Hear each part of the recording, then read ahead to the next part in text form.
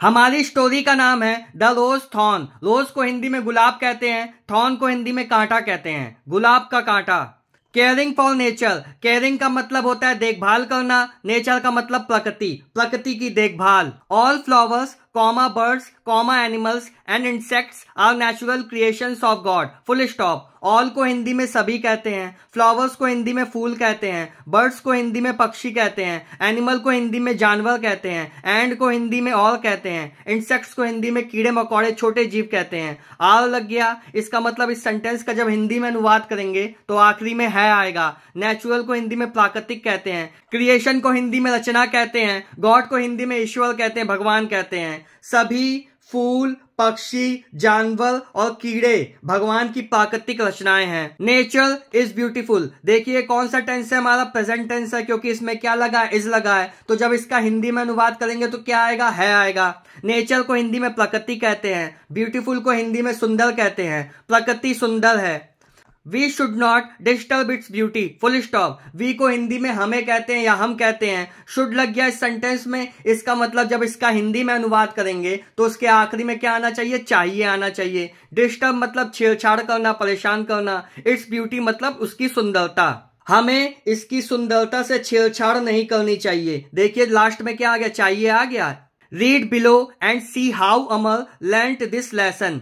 नीचे पढ़ें, बिलो मतलब नीचे, और देखें, सी मतलब देखना, हाउ मतलब कैसे, अमर एक लड़के का नाम है, लर्नड मतलब सीखा, दिस लेसन इस पाठ को। लेसन को हिंदी में क्या कहते हैं, सबक या पाठ। नीचे पढ़ें और देखें कि अमर ने यह सबक कैसे सीखा। One day Amar was playing in a garden, full stop. One का मतलब एक, डे का मतलब दिन, Amar was playing in a garden. ये कौन सा सेंटेंस है, किस टेंस का है, ये पास्ट कॉन्टिन्यूअस टेंस का है, क्योंकि इसमें देखिए वाज के बाद क्या आ रहा है, वर्ब की आईएनजी फॉर्म आ रही है। तो जब इसका हिंदी में अनुवाद करेंगे तो याद रखिएगा पास्ट कॉन्टिन्यूअस टेंस के जब हिंदी में अनुवाद करते तो उसके आखिरी में क्या आता है, रहा था, रही थी, रहे थे, ये आता है। किसके हिसाब से आएगा, सब्जेक्ट के हिसाब से। तो यहाँ सब्जेक्ट क्या है, अमर है, तो इसके हिसाब से क्या आएगा, रहा था आएगा। तो वन डे एक दिन, Amar was playing in a garden. Garden को हिंदी में बगीचा कहते हैं या उद्यान कहते हैं। अमर प्ले मतलब खेलना, खेल रहा था कहाँ पे, बगीचे में। एक दिन अमर बगीचे में खेल रहा था। He was running after butterflies and trying to catch them, full stop. He का मतलब वह, वास के बाद देखिए क्या आ गया, वर्ब की आईएनजी फॉर्म आ गई। तो ये हमारा कौन सा टेंस हो गया, पास्ट कॉन्टिन्यूअस टेंस हो गया। तो इसके आखिरी में हिंदी में अनुवाद जब करते हैं तो क्या आता है, रहा था, रही थी, रहे थे आता है। किसके हिसाब से, सब्जेक्ट के हिसाब से। तो यहाँ पे सब्जेक्ट क्या ही है, तो यहाँ पे रहा था आएगा इस सेंटेंस के आखिरी में जब हम हिंदी में अनुवाद करेंगे। आफ्टर मतलब बाद में या पीछे। बटरफ्लाइज मतलब क्या होता है, तितलियां। रन मतलब भागना या दौड़ना। एंड ट्राइंग, ट्राइंग मतलब प्रयास करना, एंड का मतलब होता है और। कैच मतलब हिंदी में क्या कहते हैं, कैच को पकड़ना। देम मतलब उन्हें। वह तितलियों के पीछे दौड़ रहा था और उन्हें पकड़ने की कोशिश कर रहा था। आया समझ में, ये होगा इसका ट्रांसलेशन। ही was very happy to see the colourful flowers, full stop. देखिए यहाँ वाज के बाद वर्ब की आईएनजी फॉर्म तो है नहीं, तो ये केवल क्या है, पास्ट का सेंटेंस है। तो इसका जब हम हिंदी में अनुवाद करेंगे तो केवल था आएगा या आएगा इसके सेंटेंस के आखिरी में, हिंदी में अनुवाद करने पे। आया समझ में। ही वॉज वेरी, वेरी का मतलब बहुत, हैप्पी मतलब खुश, टू सी मतलब देखकर, कलरफुल मतलब रंग बिरंगे। फ्लावर्स को हिंदी में क्या कहते हैं, फूल। वह रंग बिरंगे फूलों को देखकर बहुत खुश हुआ। Then he saw a frog skipping and jumping. Skipping का मतलब होता है उछलना, jumping को हिंदी में कूदना कहते हैं। frog मतलब मेढक, saw मतलब देखना, he का मतलब वह या उसने। then का मतलब तभी, तभी उसने एक मेढक को उछलते कूदते देखा। ये कौन सा सेंटेंस है हमारा, किस टेंस का है, ये पास्ट इंडेफिनिट टेंस का है, क्योंकि यहाँ सब्जेक्ट के बाद क्या आ रहा है, वर्ब की सेकंड फॉर्म आ रही है। तब इसका जब हम हिंदी में अनुवाद करते हैं तो या तो ता था, ती थी, ते थे आएगा, या आ आएगा या ई आएगा। तो इसका सेंटेंस का ट्रांसलेशन क्या है, तभी उसने एक मेढक को उछलते कूदते देखा। देखिए आ गया लास्ट में। As he ran near the frog comma it jumped into the pond. ये दोनों सेंटेंस हमारे किस टेंस के हैं, पास्ट इंडेफिनिट टेंस के हैं, क्योंकि देखिए इन दोनों में क्या, सब्जेक्ट के बाद क्या आ रहा है, वर्ब की सेकंड फॉर्म आ रही है।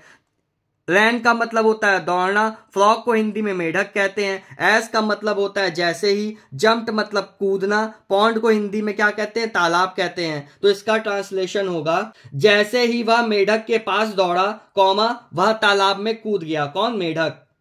ए cow was also grazing in the garden, full stop. Garden को हिंदी में बगीचा कहते हैं, ग्रेजिंग का मतलब होता है चलना, काऊ को हिंदी में गाय कहते हैं। वास के बाद देखिए वर्ब की आईएनजी फॉर्म आ गई, इसका मतलब ये सेंटेंस हमारा किस टेंस का है? पास्ट कॉन्टिन्यूअस टेंस का है। तो जब इसका हिंदी में अनुवाद करेंगे तो लास्ट में क्या आएगा सेंटेंस के? रहा था, रही थी, रहे थे आएगा। किसके हिसाब से आएगा? सब्जेक्ट के हिसाब से आएगा। सब्जेक्ट क्या है? एक काऊ, गाय, तो रही थी हो जाएगा हमारा। तो बगीचे में एक गाय भी चल रही थी, ऑल्सो का मतलब भी।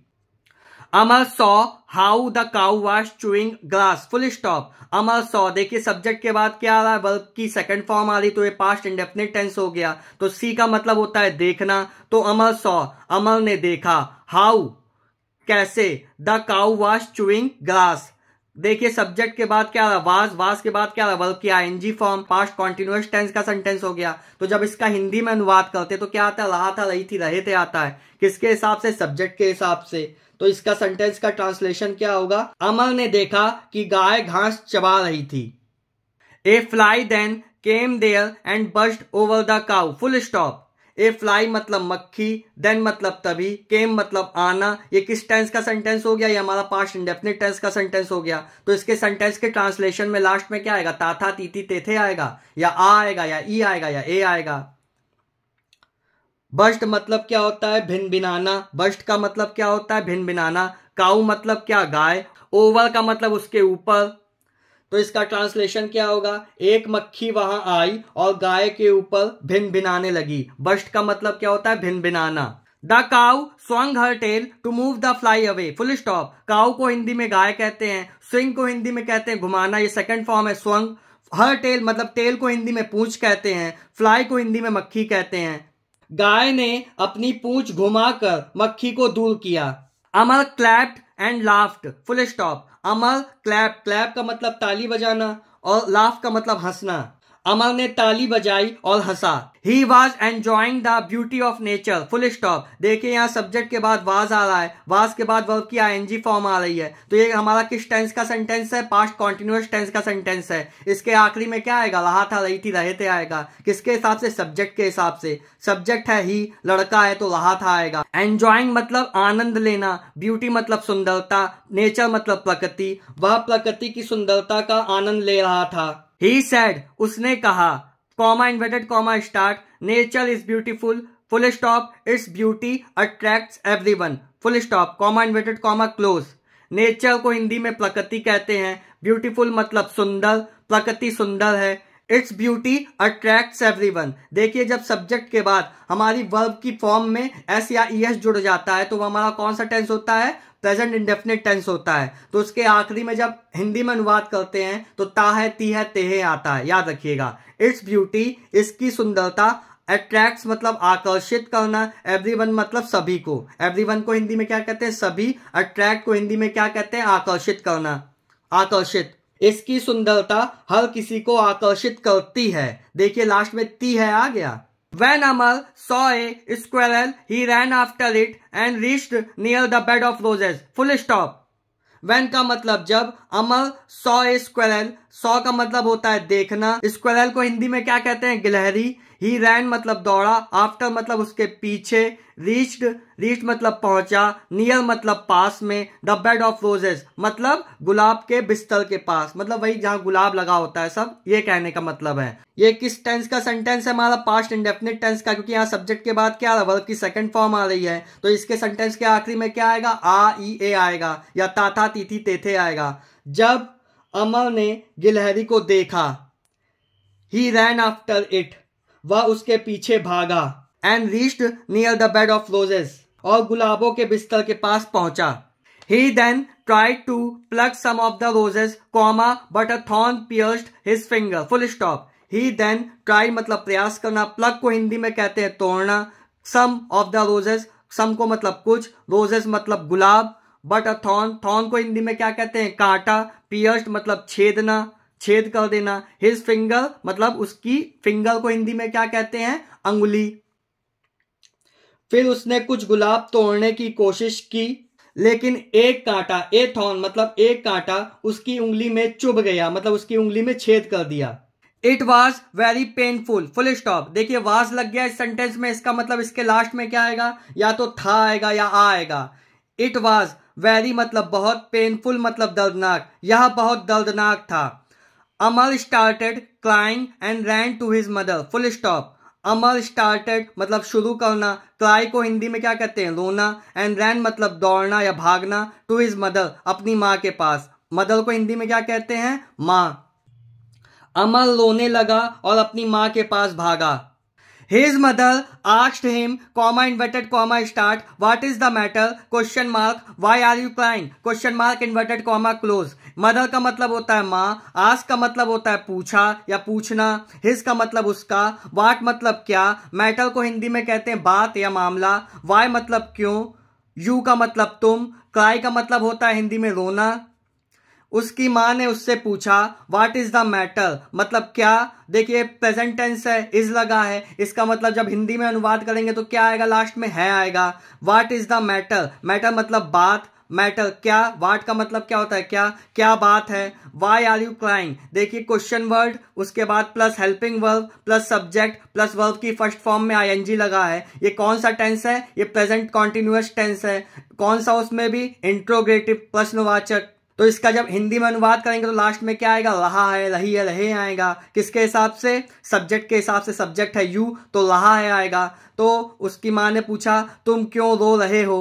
अमर रिप्लाइड, रिप्लाई का मतलब होता है उत्तर देना। अमर ने कहा comma inverted comma start, the thorn of the rose pierced my finger while I was plucking it, full stop inverted comma close. The thorn मतलब कांटा, द रोज मतलब गुलाब, पियर्स्ड का मतलब होता है छेद करना, माई फिंगर मतलब माई का मतलब होता है मेरा, फिंगर मतलब उंगली, आई का मतलब मैं, प्लग का मतलब होता है तोड़ना। अमर ने उत्तर दिया गुलाब तोड़ते समय मेरी उंगली में कांटा चुभ गया। जब मैं तोड़ रहा था रोज को तब मेरी उंगली में कांटा चुभ गया। हिज मदर सेड, उसकी माँ ने कहा comma inverted comma start, it is your mistake. Mistake का मतलब होता है गलती या त्रुटि, इट योर मतलब तुम्हारी, यह तुम्हारी गलती है। You should not have tried to pluck the flower, full stop. जब भी किसी सेंटेंस में शुड लग जाए तो उसका जब हिंदी में अनुवाद करते हैं तो याद रखिएगा लास्ट में क्या आएगा, चाहिए आएगा, ठीक है। You should not have tried to pluck the flower, pluck का मतलब तोड़ना, फ्लावर मतलब फूल को। तुम्हें फूल तोड़ने की कोशिश नहीं करनी चाहिए थी, ट्राई मतलब कोशिश करना। The flowers are mean to be seen and not to be plucked, full stop. Pluck मतलब तोड़ना, the flowers are mean to be seen and not to be plucked, full stop. Pluck मतलब तोड़ना, flowers मतलब फूल, scene मतलब देखना। फूल देखने के लिए होते हैं, तोड़ने के लिए नहीं। Natural beauty should never be harmed, देखिए यहाँ पे शुड लग गया तो इस सेंटेंस का जब हम हिंदी में अनुवाद करेंगे तो लास्ट में क्या आएगा, चाहिए आना चाहिए, ठीक है। नेचुरल मतलब प्राकृतिक, ब्यूटी मतलब सुंदरता, हार्म मतलब नुकसान, प्राकृतिक सौंदर्य का कभी भी नुकसान नहीं पहुंचाना चाहिए। One should not interfere with the natural processes, processes मतलब प्रक्रियाएं, प्रोसेसेस को हिंदी में क्या कहते हैं, प्रक्रियाएं। नेचुरल मतलब प्राकृतिक, इंटरफेयर मतलब हस्तक्षेप करना, दखल देना। प्राकृतिक प्रक्रियाओं में हस्तक्षेप नहीं करना चाहिए। We should help to maintain the nature, maintain मतलब बनाए रखना, मेंटेन को हिंदी में क्या कहते हैं, बनाए रखना। यहां भी शुड लग गया। हेल्प मतलब मदद करना, नेचर मतलब प्रकृति, हमें प्रकृति को बनाए रखने में मदद करनी चाहिए। Amar said comma inverted comma start, Amar ने कहा I will always follow what you have just told, comma mamma, full stop inverted comma closed. देखिए सब्जेक्ट के बाद क्या लगा है, विल लगा है। जब भी सब्जेक्ट के बाद विल या शैल लगता है तो इसका मतलब वो हमारा कौन सा टेंस होता है, फ्यूचर इंडेफिनिट टेंस होता है। तो उसके आखिरी में जब हिंदी में अनुवाद करेंगे तो क्या आएगा, गा गी गे आएगा। फॉलो मतलब अनुसरण करना, यू हैव, यू का मतलब तुम, जस्ट का मतलब अभी, टोल्ड मतलब बोला, आई का मतलब मैं। आपने जो अभी बताया है या कहा है मैं हमेशा उसका पालन करूंगा मम्मा। Nature is very beautiful, nature का मतलब प्रकृति, वेरी का मतलब बहुत, ब्यूटीफुल का मतलब सुंदर। प्रकृति बहुत सुंदर है। We should protect all living beings whether animals और प्लांट्स। जितने भी जीवित प्राणी हैं, चाहे वो जानवर हो या पेड़ पौधे, हमें उनकी रक्षा करनी चाहिए। प्रोटेक्ट मतलब रक्षा करना।